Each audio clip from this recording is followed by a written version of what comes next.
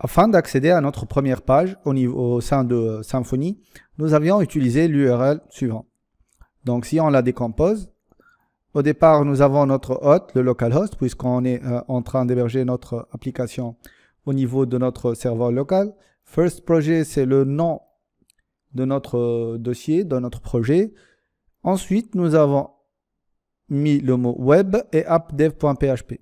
En fait, si nous regardons bien notre projet, nous remarquons qu'il existe un dossier web directement sous la racine de notre projet.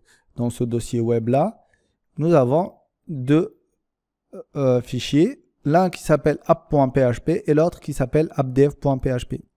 En effet, ces deux fichiers représentent les contrôleurs frontaux utilisés par Symfony. L'un, lorsqu'on est en mode prod, c'est le fichier app.php et le second, c'est appdev.php qui est lorsqu'on est en mode de développement.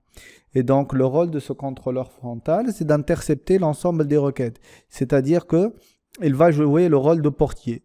Donc, aucune requête ne passe par Symfony sans passer par le contrôleur frontal. Et c'est à lui de faire le travail nécessaire. Donc, lui, son rôle, c'est d'aller intercepter ces requêtes-là. Ensuite, d'appeler le noyau de Symfony, donc de charger le kernel de Symfony au niveau de cette lignée-là. Déjà, nous invoquons ici et nous demandons à Symfony d'utiliser le mode def et d'utiliser le debugger true. Donc, en fait, ce true-là, il va nous permettre d'utiliser cette barre de debug.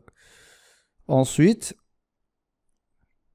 il va préparer la réponse et il va la retourner. Donc, vous voyez ici que il va préparer, il va catcher la requête, il va préparer la réponse et la renvoyer. Donc ça, c'est le rôle de notre contrôleur frontal au niveau de Symfony.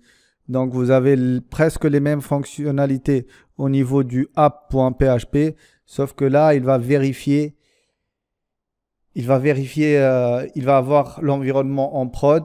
On n'aura plus besoin du debugger et c'est normal, lorsque vous montez votre projet en mode prod, vous n'allez plus afficher le debugger, etc., etc. Ici, il va inclure de nouvelles fonctionnalités et des choses qu'on expliquera dans une prochaine vidéo lorsqu'on avancera un peu plus au niveau de Symfony.